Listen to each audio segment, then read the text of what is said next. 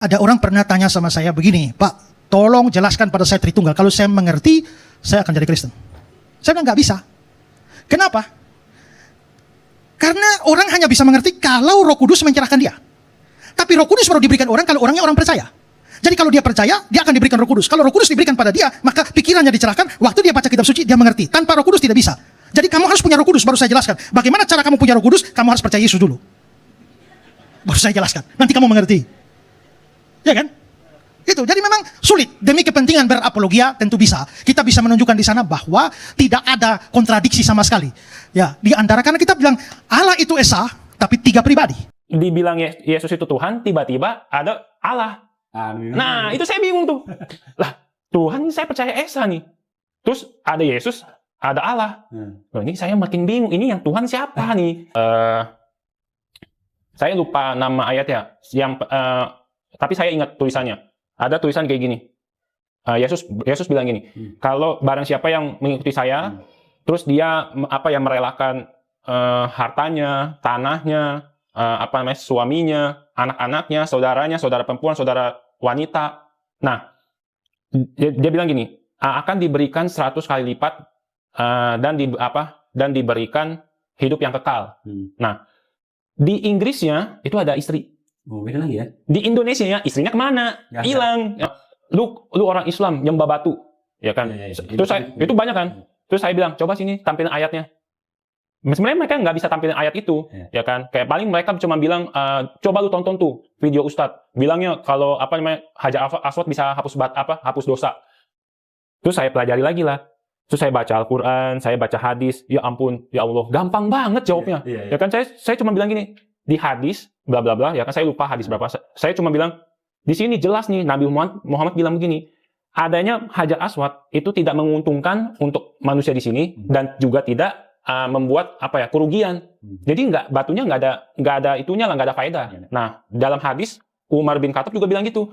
Kalau Nabi Muhammad nggak mencium batu ini, saya nggak akan menciumnya. Sesungguhnya batu ini batu yang tidak berfaedah. Terus mana yang sembahannya? Mana nggak ada sesembahan. Udah gitu saya bilang gini, coba deh gini, kalau misalkan menurut kalian umat Islam itu nyembah batu, ya kan? Emang kalian nyembah apa? Kalian coba gini, kalau kalian anggap Ka'bah itu batu yang sesembahan kita, loh, Ka'bah itu dibersihin, diinjek. Saya kasih videonya tuh, lihat tuh. Atapnya Ka'bah diinjek. Sekarang saya tanya, salib lu berani injek gak?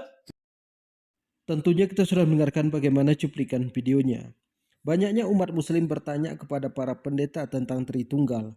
Bukan karena umat muslim ini penasaran bagaimana jalannya Tritunggal ini, tapi karena merasa aneh 3 Tuhan menjadi 1 Tuhan. Pendeta Esra Soru memberikan penjelasan di luar dugaan. Jika ingin memahami tentang Tritunggal ini, syaratnya harus masuk agama Kristen. Kalau sudah dipenuhi oleh Roh Kudus, dengan sendirinya akan memahami jalannya Tritunggal ini. Kepalsuan Tritunggal ini dibongkar oleh mualaf yang sangat cerdas, yang sering debat dengan pendeta, tapi setiap pertanyaan dari mualaf ini tidak bisa dijawab pendeta. Dan ternyata banyak versi-versi Alkitab di Indonesia ini dihilangkan ayatnya, tapi bisa ditemukan di versi Inggrisnya. Mereka selama ini menuduh bahwa umat muslim itu menyembah batu. Dibantah oleh mualaf ini, ternyata mereka yang menyembah patung. Jadi kepada teman-teman di sini, jangan kemana-mana dulu. Silahkan nonton sampai selesai agar kita tidak gagal paham. Mereka kan ngajarin gitu, kalau masuk Kristen itu pasti dosa dihapus. Karena percaya sama Yesus Tuhan, dosa dihapus gitu. Nah, saya di sini bingung nih. Tuhan itu Esa. Ya kan? Harusnya Tuhan itu beda sama makhluk nih. Ya kan? Saya udah mikir kayak gitu dari awal. Harusnya beda sama makhluk. Tapi Yesus itu kan kelihatan kayak manusia nih. Masa iya Tuhan itu sama kayak manusia? Saya pikir awalnya. Oke lah, saya nggak langsung terima. Saya pelajari lagi nih. Nah, saya di situ kan ada guru agamanya. Karena agama Kristen, kita terpaksa harus belajar agama Kristen dong. Ya kan? Nah, dibilang Yesus itu Tuhan, tiba-tiba ada Allah. Nah, itu saya bingung tuh. Lah, Tuhan saya percaya Esa nih. Terus ada Yesus, ada Allah. Loh, ini saya makin bingung. Ini yang Tuhan siapa nih? Ya kan? Oke lah. Akhirnya, tapi saya nggak tanya sih. Saya nggak tanya ke guru. Terus akhirnya saya belajar sendiri. Oh, ternyata Tritunggal gitu kan.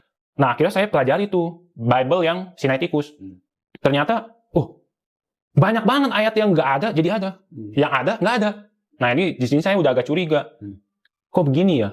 Akhirnya, nah, ilmu yang di Sinaiticus ini saya pakai lah untuk debat juga gitu loh. Bahkan nih, maaf ya, saya debat sama saudara saya yang mau jadi calon pendeta, dia aja nggak tahu. Sinaiticus ternyata banyak ayat yang nggak ada.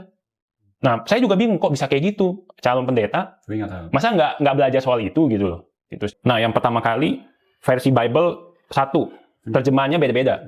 Maknanya tuh beda-beda nih. Kayak misal, saya lupa nama ayatnya, tapi saya ingat tulisannya. Ada tulisan kayak gini.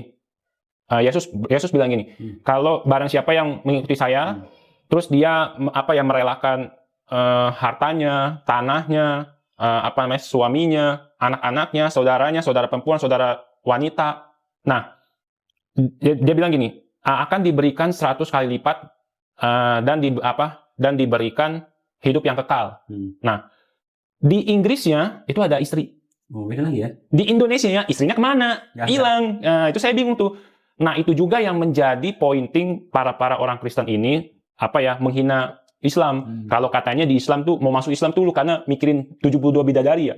Nah, itu kan. Tapi itu mereka nggak tahu kalau misalnya Yesus janji 100 kali lipat loh. Lebih banyak, ya kan? Lebih banyak. Nah, ini nih saya banyak saya debat sama orang Kristen. Nah, mereka menghinanya kayak gitu. Nah, saya cuma keluarin itu doang.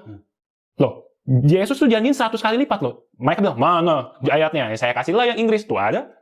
Kenapa yang Inggris ada, yang Indonesia nggak ada? Nah, mereka bingung, linglung. Gitu.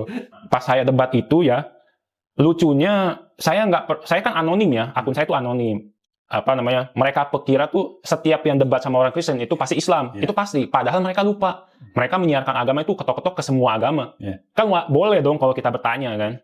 Akhirnya mereka itu kira saya Islam, mereka tuh nyerang pakai hadis lah, nyerang pakai Al-Quran, ya kan? Tapi ada satu yang benar-benar yang bikin saya akhirnya, wah ini gua harus mualaf. Oh gitu? Ya, itu ada. Jadi ayat Atarik. Nah, jadi mereka ada satu orang Kristen, ya saya harus berterima kasih sama dia. Kalau saya tahu dia orang yang mana, saya samperin, saya jabat tangan sama dia. Karena dia nyerang saya itu pakai Atarik. Jadi dia bilang begini, coba deh lu jelasin. Masa iya 1400 tahun lalu Al-Quran mengatakan kalau tulang sulbi itu menghasilkan sperma? Emang zaman dulu kagak ada testis? Terus gunanya testis buat apa? Nah, saya bingung kan gue udah bilang gue bukan Islam. Ya kan, sebenarnya saya nggak mau jawab, tapi kayak oke lah saya bantu jawab. Saya juga belajar kan, namanya mencari Tuhan kan, saya belajar. Saya baca, pertama kali saya lihat dulu nih, bener gak terjemahannya? Oh benar terjemahannya. Terus saya nggak menyimpulkan langsung, masa ini salah atau bilang, ini salah nih, ya kan? Tapi saya harus cek dulu dong, kayak dunia kedokteran gitu kan, terus ahli tulang atau segala macam, ahli badan lah. Saya cek ternyata tahun 2004 itu udah ada tes di Newcastle kalau psikotikus, tulang sulbinya itu dicek ternyata ada sel sperma. Tapi sel sperma itu belum aktif.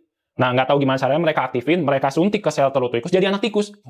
Nah, sekarang gini, di Newcastle bisa tahu kalau tulang sulbi itu ada partikel sperma itu dari mana? Pasti dari Al-Quran dulu dong. Karena harus ada sesuatu baru bisa diteliti dong. Nggak mungkin mereka mau menggelontorkan dana tiba-tiba langsung cek, kan nggak mungkin. Ada petunjuk dulu ya? Harus ada petunjuk dulu. Nah, dari situ saya kasihlah dia artikelnya. Terus selain itu saya bawa lagi artikel dari kedokteran tulang lah. Saya di Indonesia ya bilang gini, tulang sulbi kan benar dari sini sampai tulang ekor kan? Dia bilang, kedokteran Indonesia bilang kalau tulang punggung itu kan termasuk. Tulang punggung itu cacat, itu mempengaruhi produksi sperma, mempengaruhi suhu sperma, kualitas sperma. Terus saya bilang sama dia, nah ini ada buktinya. Berarti valid gak Al-Quran? Valid. Nah, dia ngomong kayak gitu, saya dapat hidayah. Nah, dari situ saya bilang sama Allah, wah ini udah tamparan keras nih. Ini kalau saya nggak mualaf, berarti saya orang fasik. Gitu. Saya begitu sama diri saya, makanya nggak lama saya mualaf. Gitu. Nah, saya cuma bilang gini, kok saya juga bingung ya, kalau saya baca Al-Quran itu menurut mereka buruk, tapi menurut saya kok kenapa segampang ini dikasih jawaban sama Allah gitu. Kayak misal nih, saya banyak kayak ada yang lain misalnya, lu orang Islam nyembah batu, ya kan? Itu banyak kan? Terus saya bilang, coba sini tampilin ayatnya. Sebenarnya mereka nggak bisa tampilin ayat itu, ya kan? Kayak paling mereka cuma bilang, coba lu tonton tuh video Ustadz, bilangnya kalau Hajar Aswad bisa hapus dosa. Terus saya pelajari lagi lah. Terus saya baca Al-Quran, saya baca hadis, ya ampun, ya Allah, gampang banget jawabnya. Ya kan? Saya cuma bilang gini, di hadis, bla bla bla, ya kan? Saya lupa hadis berapa. Saya cuma bilang, Di sini jelas nih Nabi Muhammad bilang begini, adanya Hajar Aswad itu tidak menguntungkan untuk manusia di sini dan juga tidak membuat kerugian. Jadi batunya nggak ada itunya lah, nggak ada faedah. Nah, dalam hadis Umar bin Khattab juga bilang gitu. Kalau Nabi Muhammad nggak mencium batu ini, saya nggak akan menciumnya. Sesungguhnya batu ini batu yang tidak berfaedah. Terus Mana yang sembahnya? mana nggak ada sesembahan? Udah gitu saya bilang gini, coba deh gini, kalau misalkan menurut kalian umat Islam itu nyembah batu, ya kan? Emang kalian nyembah apa? Kalian coba gini, kalau kalian anggap Ka'bah itu batu yang sesembahan kita, loh, Ka'bah itu dibersihin, diinjek. Iya. Saya kasih videonya tuh, lihat tuh. Atapnya Ka'bah diinjek. Sekarang saya tanya, salib lu berani injek gak? Berani nggak? Nggak berani injek kan? Ya udah, berarti siapa yang nyembah berhala? Nah itu.